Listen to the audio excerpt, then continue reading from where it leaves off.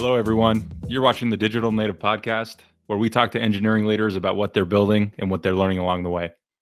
My guest today is someone who probably needs no introduction, but I'm going to try anyway. She's been recognized as a strategic thought leader in enterprise software, has been named a power woman in cloud by Forbes, is on the board of the Cloud Native Computing Foundation, and has held leadership roles at companies like Intel, NetApp, and McKinsey. She's now the director of product management at Google Cloud for Kubernetes, Anthos, and hybrid cloud. I'd like to introduce Aparna Sinha. Hi, Ryan. It's great to be here. And thanks for joining, Aperna. To get us started, I want to talk about some of the products and things that your team is working on. But to get us started, tell us more about how you got into technology and your background. Sure. Well, I think I've always known that I would work in technology. Growing up, I studied science and physics, went to Stanford for my undergrad, stayed for the PhD. That's really when I got into computer science and electrical engineering. I've done a number of different things, was interested in telecommunications and systems software at Stanford as I did my PhD. And then that just led to a career in enterprise software. And ultimately ended up at Google, did a number of different things at Google, starting on the Android platform team, and then eventually came to cloud. And I think I just found a natural fit in the Kubernetes team and in the systems team here at Google Cloud. And you've been with Google now going on 7 years. How did you first end up at Google? Yeah, going on 7 years. Well, it was a friend that recruited me, a former classmate of mine, since there were so many folks from my school, from Stanford here. Obviously, I didn't join Google in the early days when I perhaps should have, because I was very much more interested in enterprise software from the beginning. So out of college, I joined the IT division of McKinsey, as you mentioned, and this was really the IT consulting arm. And so it led me to work with a number of large enterprises on their virtualization transformation. So this is when VMware was a new thing. So we'd go into the data center, we'd work with the CIO, we'd figure out how to optimize server utilization with server virtualization technology and all of the change management that needed to be done to upgrade the applications and eventually build the private clouds. So that's the area that I was passionate about, again, because it did have this mixture of really having an impact on large companies while also being deeply technical and technical in a cutting edge way, right? Like at that time in enterprise software, virtualization, server virtualization was actually kind of a cutting edge thing. There were many different types of virtualization. It wasn't clear whether x86 virtualization was going to be truly impactful or not. It ended up being very impactful, actually. During the 2008 recession was when it really sort of took off.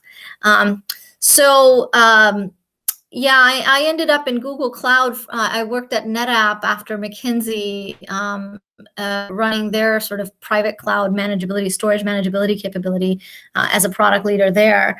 And I was interested in coming to Google because storage, I found, is just much more effective, right? When you're a storage provider at the scale of a Google or any public cloud vendor versus selling enterprise boxes. I think that's true of compute, it's true of networking, it's true of storage as well. And so I was interested in coming to Google. Google didn't really have as much of a clear infrastructure offering at the time. But I was recruited by a friend and then ultimately, of course, found my way here into Google Cloud. And you spoke to technology and said, hey, I've always known technology was something I was going to do.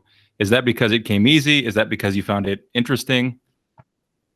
Yeah, I think it's just the way that I guess at least my mind is wired. I am very interested in how to make things new capabilities for people that changes the way they work or changes their lives. So that's something I've been interested in, fascinated by forever. Like I think my first job that I wanted to do was to be an astronaut. Because I liked the idea of making rockets and flying on rockets, and I took some rocket flying classes and so forth and did well. My rockets flew well. So yeah, I was always interested in building things. That's incredible. My daughter is 6 and she wants to be an astronaut, so it's great to hear. Yeah, it's something to totally encourage because I think especially in girls. especially in this country, I think it's very important, but all around the world, I think it's very important to encourage that passion at an early age. My parents certainly did that for me. And that's where I knew that that building things is a way to both exercise my mind and my curiosity, but also to impact the world. And I think that's just as true for girls as it is for boys. I'll think about it. I don't know if I want her going to space as her The dad. next frontier. Yeah, It's no, totally the future. how did your parents encourage that with you growing up? Was it just encouraging and introducing new ideas and things like that? Well, as a dad, I have to tell you, my father had a huge role in it. And I remember when I was maybe 5, he sat down with me and he built a dollhouse with me, and we installed lighting with little bulbs and so forth. And so he would do these projects with me, which were, I guess, engineering projects. They weren't really positioned as engineering projects. And I used to live in India, and we had kind of like a 4th of July festival. It's called Diwali. And so my dad we would make fireworks. So we would make these, we would mix up all these chemicals, and then we would explode these firecrackers. So that was like another kind of experiment that we used to do. So I think that was the way that they encouraged it. And some of it was, of course, inborn, but my parents also talked a lot about scientists, and they talked about, science in general. My mother was a professor of physics, so I think that helps. I had a kind of a clear role model, and my father had studied physics. He was in the Indian government, and at that time in the 80s, there was all this kind of nuclear physics was a big thing and so forth. So I was sort of surrounded by it, but I think that's just a matter of that time. I think even now technology is everywhere, right? It's super important. And especially software, I think, and the way that software is integrated into our lives, and how we communicate, how we buy things, how we do groceries, how we play, all of it. I think it's hard to get away from, in fact. So it's something that I think parents can have a huge effect. Building things with their children, it can be a source of learning, as well as a source of bonding and a source of joy. Yeah, absolutely. I mean, when other folks are passionate about something too, it's easy to adopt that and take that on and get passionate about it yourself. So I want to shift the conversation. You spoke to technology being everywhere. I mean, your team and yourself are building products that are pretty core to our go-to-market and our strategy, which I want to get into as well. But I guess provide an overview of what products you're working on currently, and what your team is up to. Yeah. So like you said, I've been in Google for 7 years. I've been in cloud for about 5 years, and I'm currently working on our developer products. So when you think about enterprise developers, how do we make them productive? How do we accelerate the impact that they can have on their business through the software that they write? And so that my goal, the product that I lead and the teams that I lead, our goal is to make sure that we bring the best practices from Google and from the products that we've built to accelerate that development, make it, fast for developers to go from business requirements to something that's actually realized, but also reliable and secure.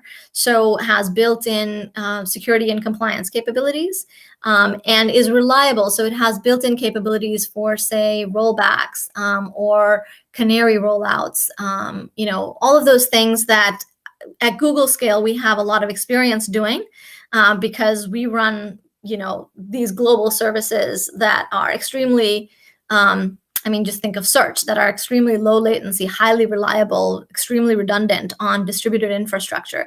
That's the kind of capability we want enterprises to have. And we want their developers to be super productive in being able to, in enabling those services. Yeah, and I'd read an article coming into this on Tech Radar. It said almost all enterprises now have embraced multi-cloud, with 93% of them now using multiple cloud providers. Anthos is and GKE are two of the products, and Kubernetes are kind of under your realm. Can you speak to a couple of those and just what they're enabling customers to do? Yeah.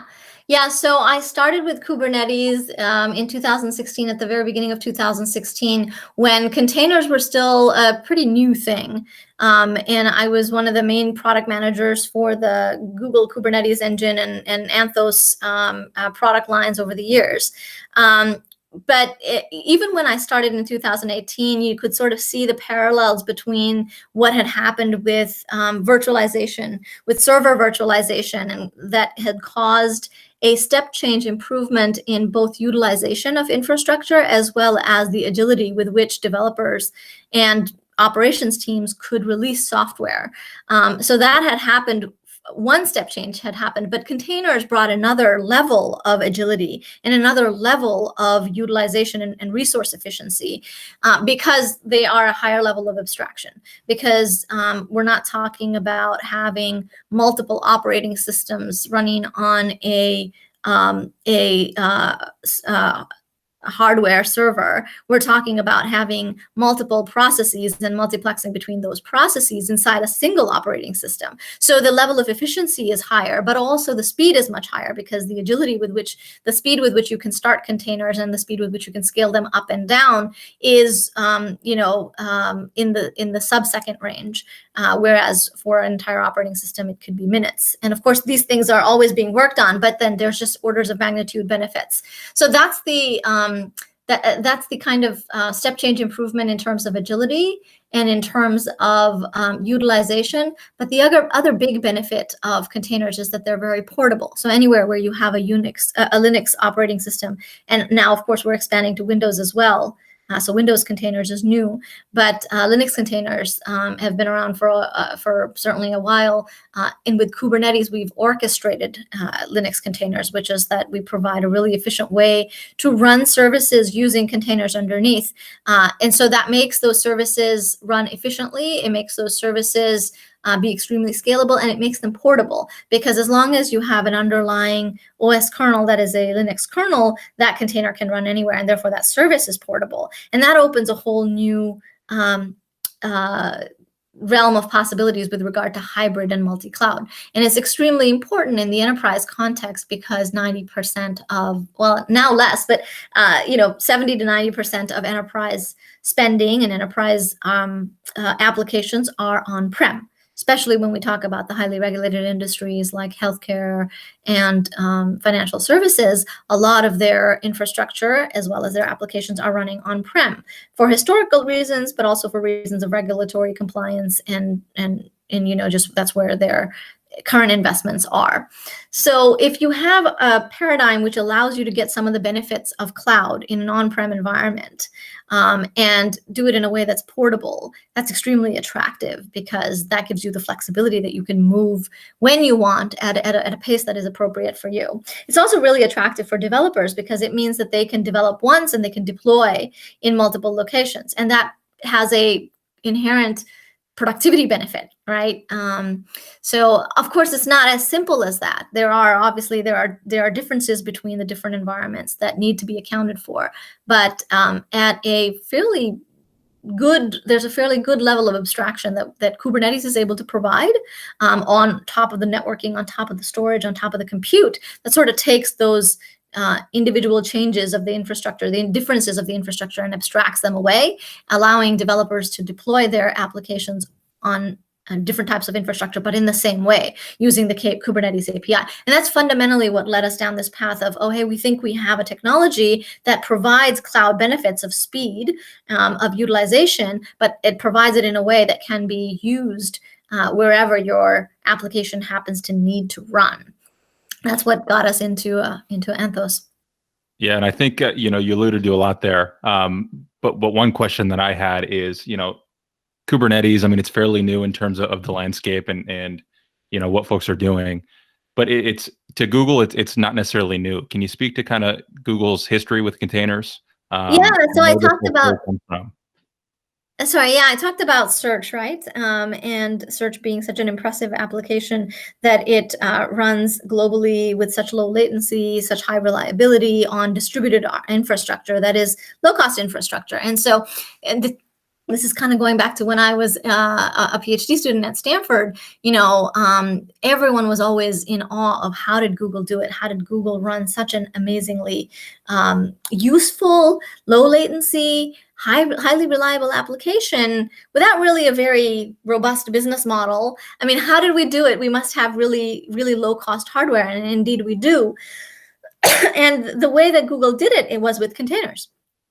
It was with this system that, all the amazing engineers at Google built up over the years, which is called Borg, which is essentially a orchestrator for these OS level processes, which are containers. And so the level of utilization that Google was able to achieve in terms of bin packing the different types of workloads, search queries, batch workloads, bin packing them on the same infrastructure, that's been achieved through this container orchestrator, which is Borg.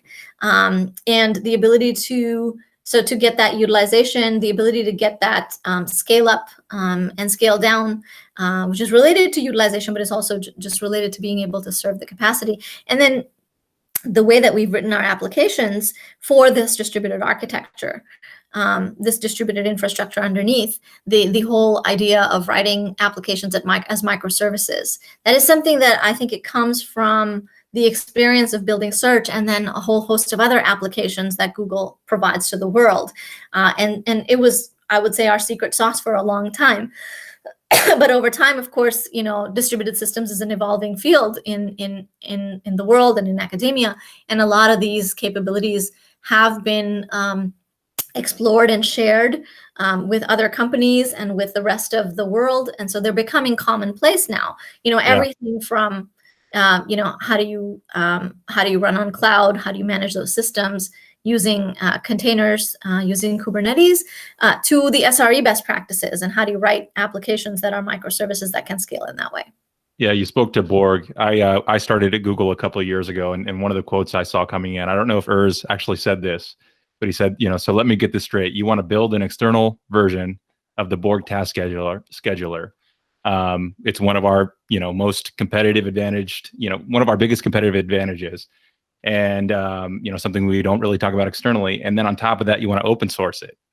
And then we went and did all those things. And I think open source is something that's really important as part of our go-to-market, and it's something that's top of mind for you guys as you're building out a lot of our products. Can you speak to Google's strategy in open source, how we're differentiated in that go-to-market? Yeah, sure. I think, Google has always been a leader in open source.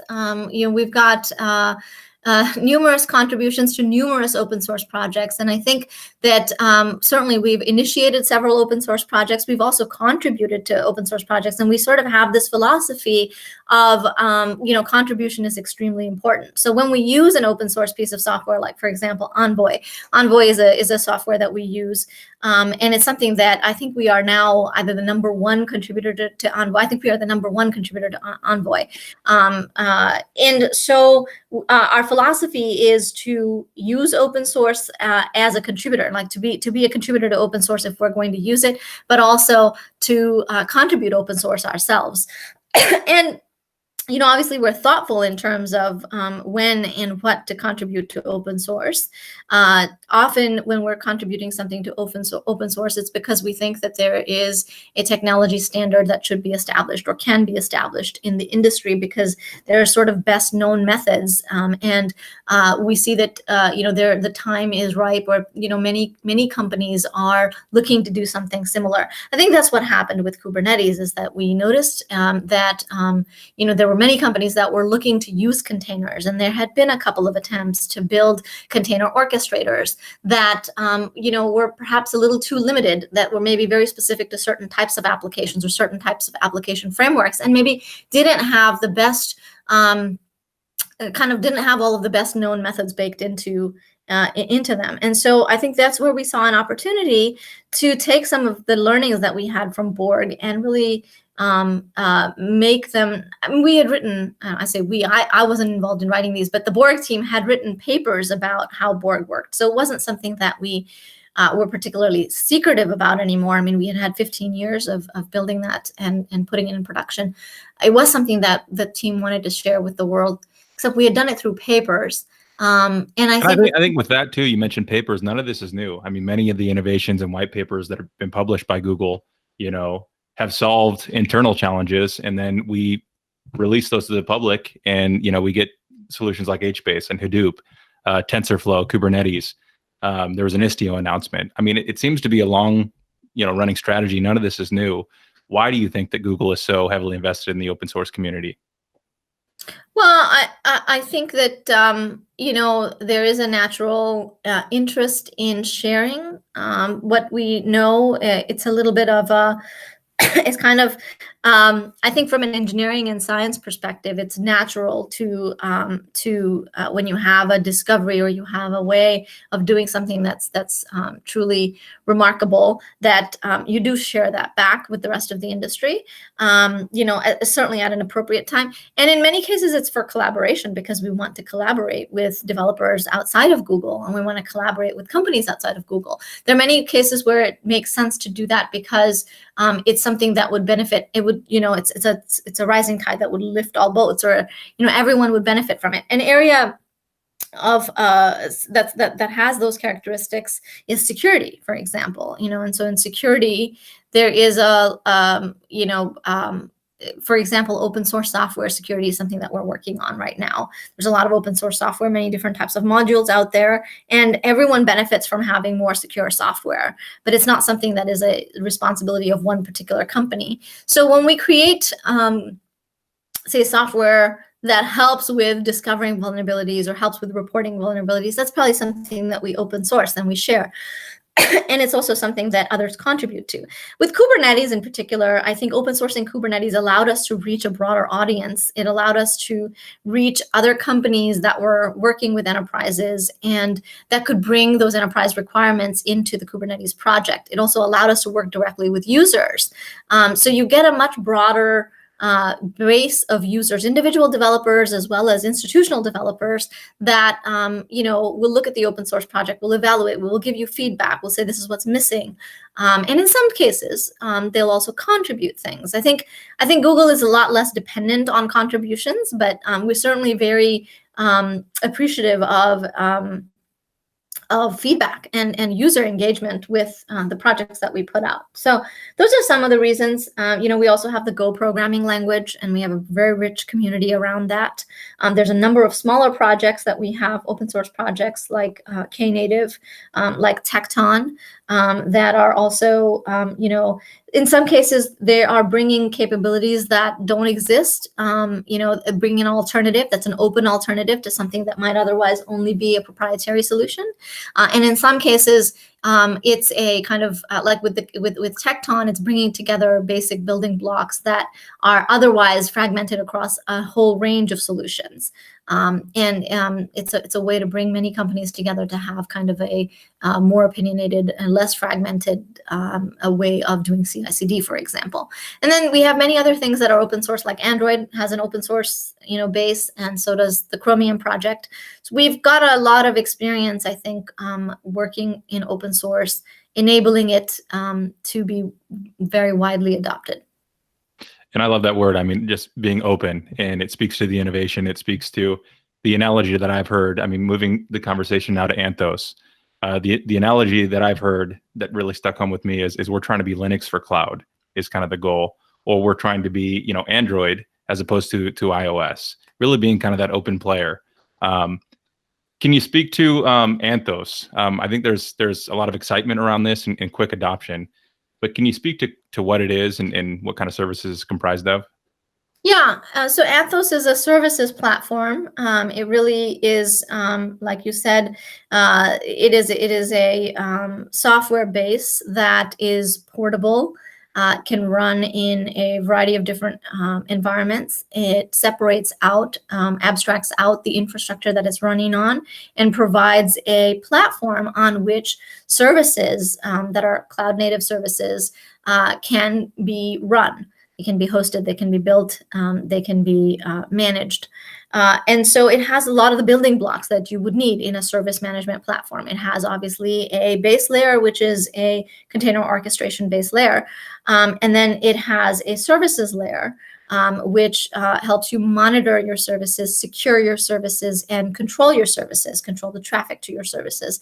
It has a policy and configuration management layer, which allows you to set policies, centralized policies, and enforce centralized policies, in a kind of very generic way, where the policies are infrastructure level policies, service level policies, user level policies, and allows you to set and update your configuration. And then it has an application development and deployment layer as well, which is essentially what developers use as they develop their applications and deploy them.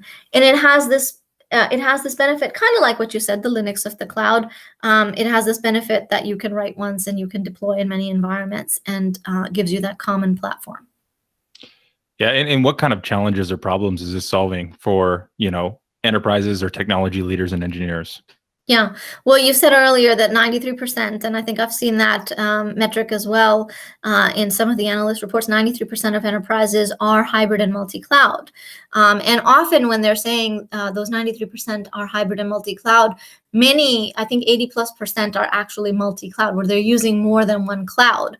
And also hybrid, they're using their on-prem environment and multiple clouds. Often it's different applications. It may not be the same application that's running in different environments. I think that's the majority of cases. And then in some minority of cases, it's the same application that's running in different environments. The challenge with multi-cloud is, how do you manage multi-cloud? If you're using a infrastructure in public cloud and other infrastructure on-prem, if the interface with that infrastructure is different, which it likely is because the infrastructure is different, then you have to essentially build the connectors for each environment separately. And that can bleed into the higher layers of your platform. So your services may not be able to rely on the same capabilities from the infrastructure that you have on-prem as you have in the cloud. And the type of policies that you want enforced in terms of your infrastructure policies, in terms of your access policies, you may have to write those differently and enforce those differently. And so everything becomes different. Even your developer experience might look different in each environment. And having to do those integrations on a bespoke basis is inefficient. It can easily burn out a team. It's not scalable. And it's also means that certainly your operations team has to have an expertise in each environment separately. So they have to learn the intricacies of each environment. And you may end up having siloed teams as a result. You may have an on-prem team and a cloud team, and then there's all kinds of differences, and they may not even collaborate with each other. But certainly you fragment your talent. What Anthos does is that it has the capability to abstract some of those underlying differences and provide you that translation layer to the different underlying infrastructure without you having to worry about it. And so your operations team and your developer team can be single tracked in terms of they just work on the Anthos APIs. And that gives a level of consistency that's really important, especially when it comes to compliance and security. And when it comes to the developer experience, consistency is extremely important. That's what allows you to scale and allows you to focus on the pieces that are most important to your business. That makes sense. One single pane of glass makes management easier, connects teams and really allows them to be more innovative. So you spoke to Kubernetes, you spoke to kind of the open ecosystem and go-to-market. Beyond that, what are some of the advantages that Google Cloud has when it comes to hybrid? Well, I think, Google Cloud has some basic advantages. I don't think it's specific to hybrid. I think one of our biggest advantages is, I would say, our people. engineering staff, the product management, the technical sales, the support. I think the people at Google Cloud and our culture is one that is very customer focused, but also very knowledgeable and very helpful. I think, when you think about what's a Googler is someone who is smart and helpful. That's kind of the definition of googly. And I think that we bring that to enterprise software. I think that is something that is very powerful because, if you think about it, when you are having a challenge, when you are having a technical problem, and you can't make something work, your application's not running, what do you want? You want someone who's a friend, who is super smart and super helpful. And I think our customers, when they use Google Cloud, they have that. So I think that's our biggest strength. And then kind of what goes along with the smart is I think we really have a view of the future that is extremely powerful. I think the services that we build, the services that we host on our cloud and that we provide in our hybrid context are very advanced and I think elegant. And if I think about certainly the services that I work on, the serverless capability that we have with Cloud Run, the CI/CD capability that we are building and that we have with Cloud Build, those are things that encapsulate some best practices, again, from those years of experience, and also just our experience working with customers. They encapsulate, here's a way to do things. Here's a way to create applications and manage applications and roll them out that is going to make them both scalable as well as cost effective as well as reliable, right? So I think that when you work with Google Cloud and the services and tools that Google Cloud provides, I think you can rest assured that you are getting the best. You're getting something that really has scalability, it has reliability, it has efficiency baked into it. I think it's similar to what you would expect from Google search or from some of our other applications, right? Is that it's super efficient, it's super scalable, it's reliable, and it has oftentimes some very intelligent features, intelligent capabilities, right? So that's, I think, something that you can expect from all services at Google. And then, of course, I think we are very advanced in analytics and we're very advanced in our AI capabilities, and that comes and I think it shines through in everything that we do.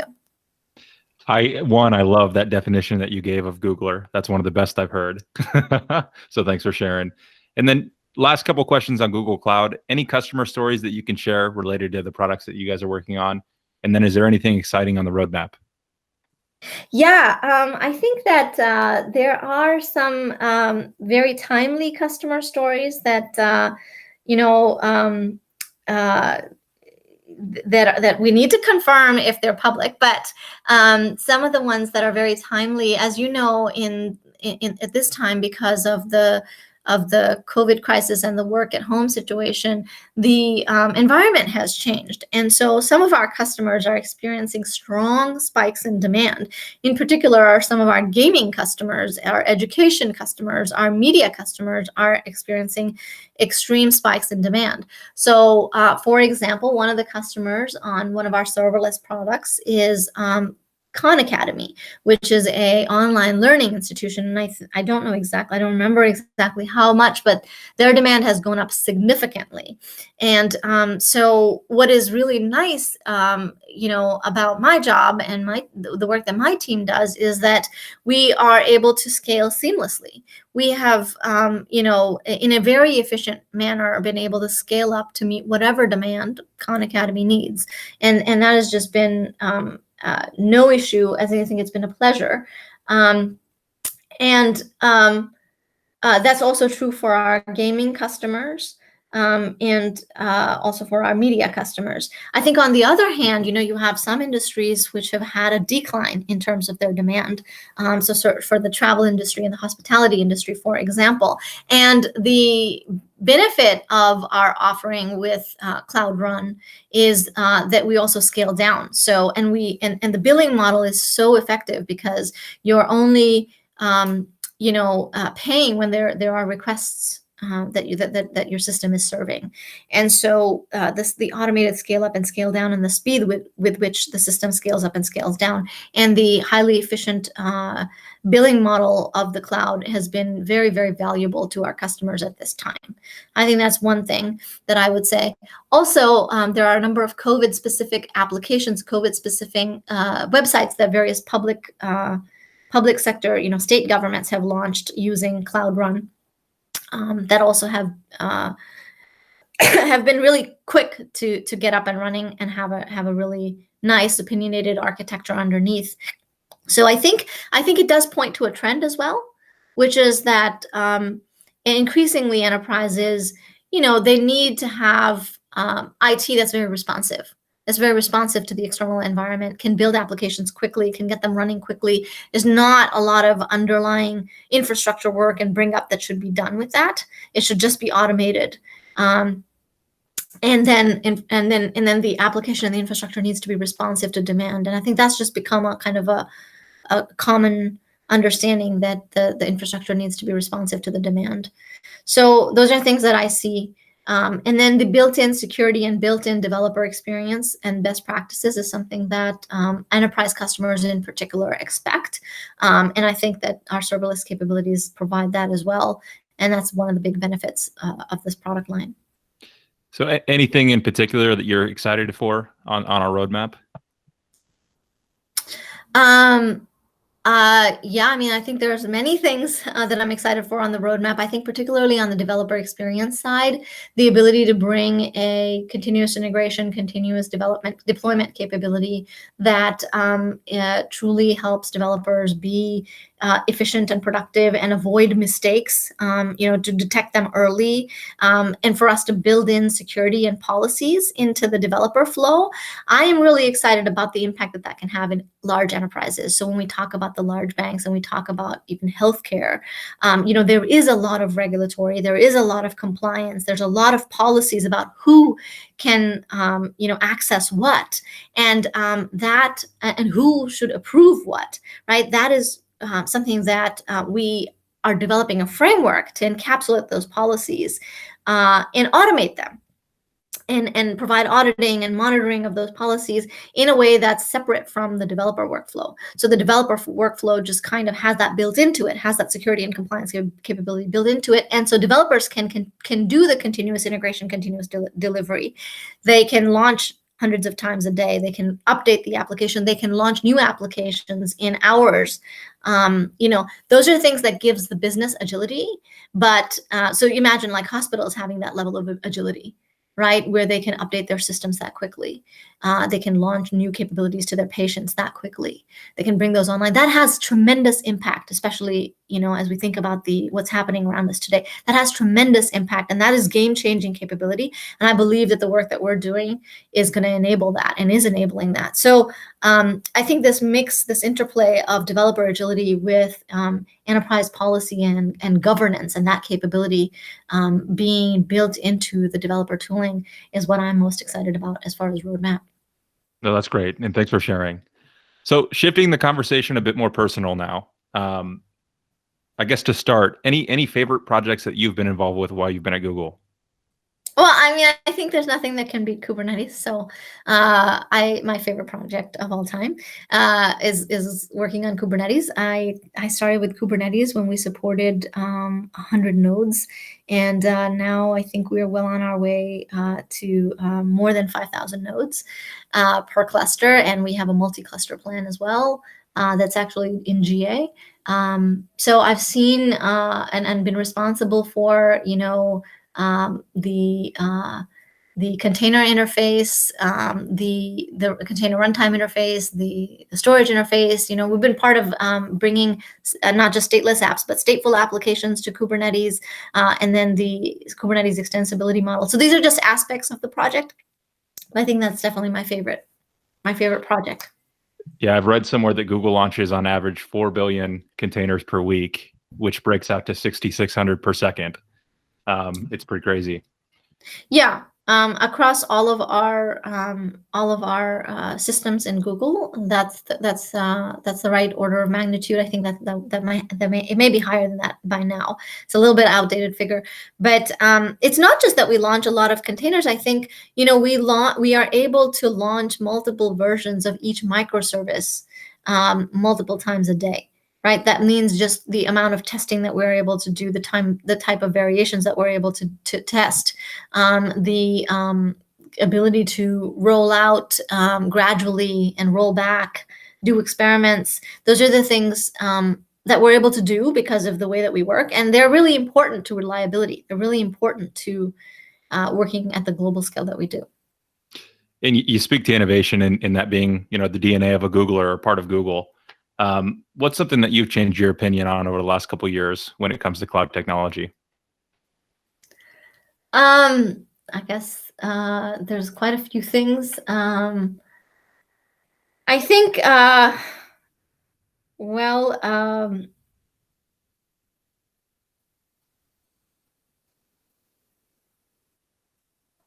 I mean, I think maybe virtual reality is one that I've changed my opinion on somewhat. I think in the early days when we were talking about virtual reality, kind of in the consumer division, my impression of it was that it was cool. It was cool from like a gaming perspective, perhaps, but I didn't see how it could have real world impact.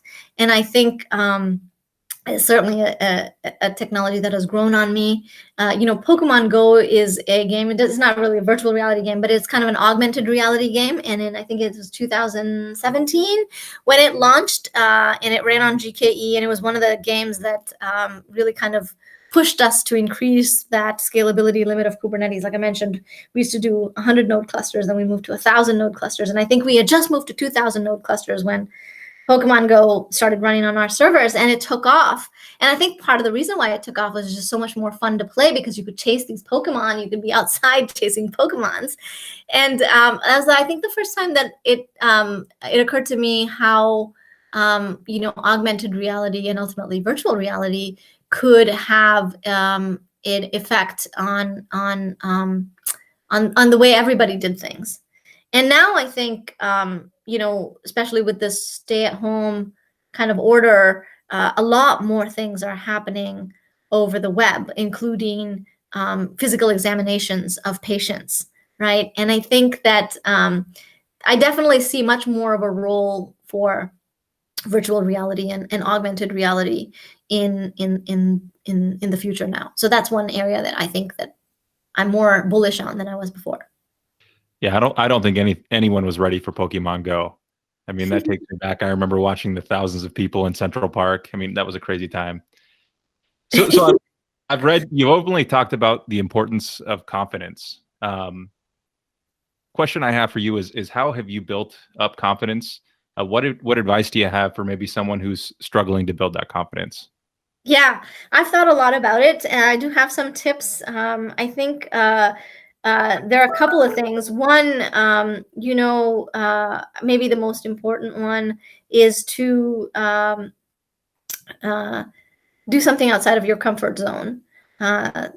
So, for example, if you've not done a webinar before, if you've not given a public talk, if you've given a public talk but not to a 2,000 person audience, if you've not written a paper before, if you've not taken on a project that, maybe is a little bit beyond your reach. I think one of the best ways to build confidence is to stretch yourself, is to do something that you're not sure you're ready for, and to say, I want to do that, and then figure out your plan of how are you going to be successful with that, prepare for it, and do it. And I think, that's how you build confidence, because you learn from doing that. And then, the first time you do it, maybe you make some mistakes, but maybe you also surprise yourself with the things that you do well. And then you take notes on, okay, this is what I did well. I could do this again. And then this is what I didn't do well. And I can fix that in this way. And then, you do the same thing again, maybe a little bit more difficult, a little bit harder. And I think that's how you build confidence. It's an iterative thing, but it's really important to take that first step to say yes to an opportunity and to reach for an opportunity that is maybe a stretch opportunity. The second thing I would say is oftentimes a lot of learning is involved in building confidence. So you have to be really keen to go and find answers. And many people are keen to find answers, but you can get discouraged. So, I remember when I was first learning about Kubernetes, and I knew several people that were experts in Kubernetes, and I would ask them basic questions, and they said, well, why, you don't even know this? And, and the big thing for me was, it's kind of irrelevant whether I know it or not. Like the commentary on is it good or bad that I do know this or don't know this? That is something that you have to have a blocker for. You have to have a blocker for this, and you have to tune into, oh, I really want to learn this. I'm so excited to learn this.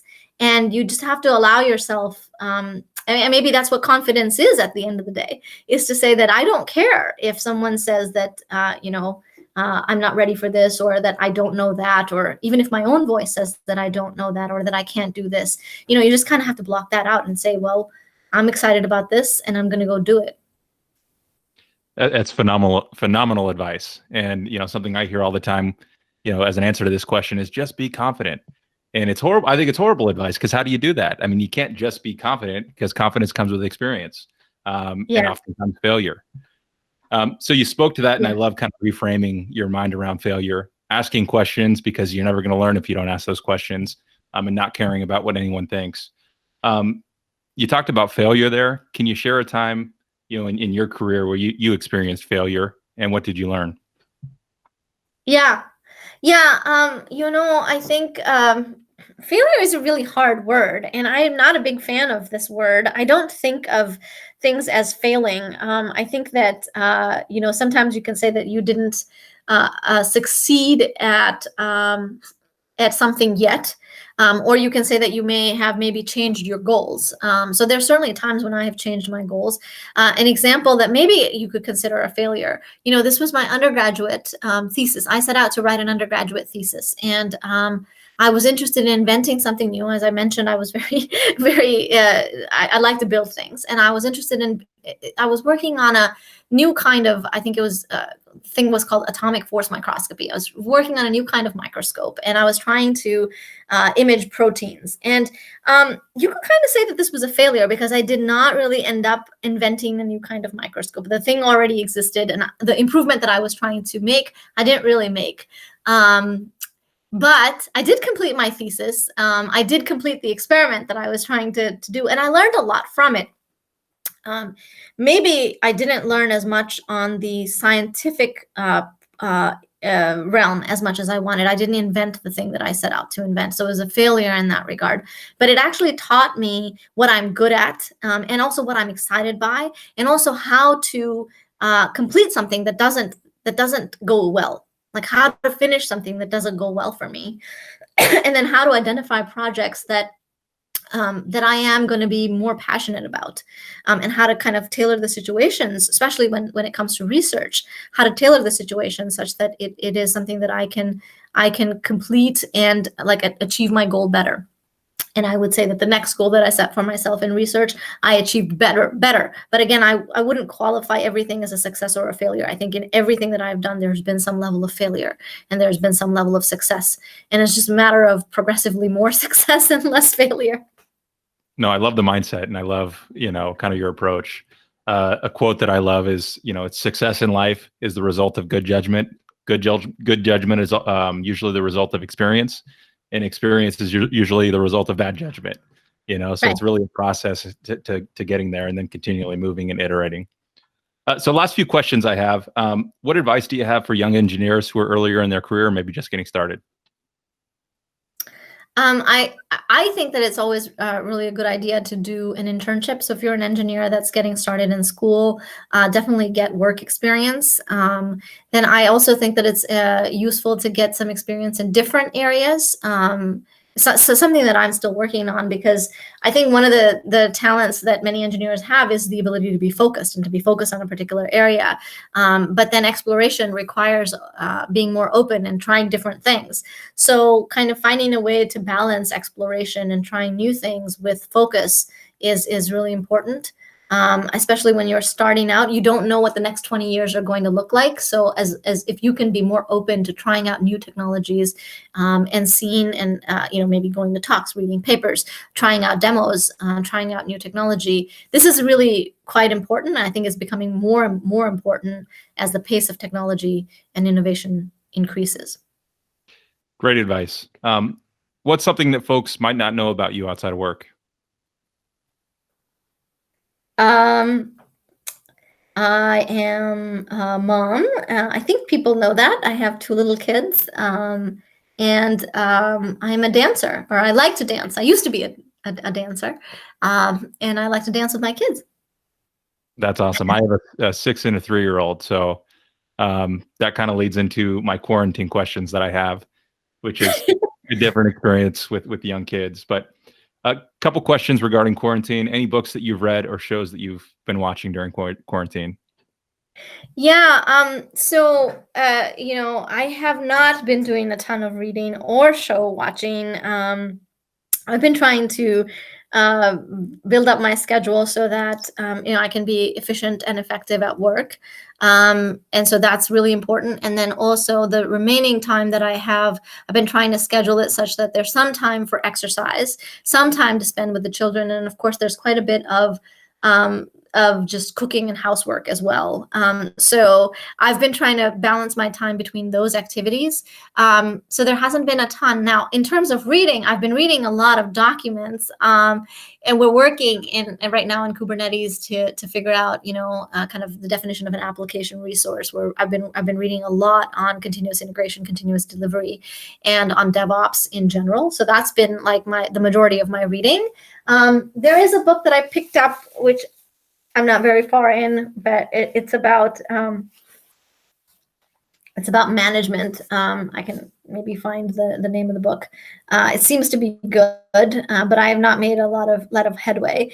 In terms of quarantine, especially with my kids, the main thing we've been doing is dancing. My daughter is into Bollywood movies. And normally, growing up in an American public school system, there's not a lot of interaction with parents. But because of the lockdown, there's been a lot more interaction with me. And so she's trying to figure out her cultural roots. Not that Bollywood is the right way to figure out cultural roots, but it has led to some interesting conversations. And we've been doing kind of this Bollywood workout thing, which is kind of dance plus exercise, me and my kids. So that's been my story. Spending time with kids, staying active.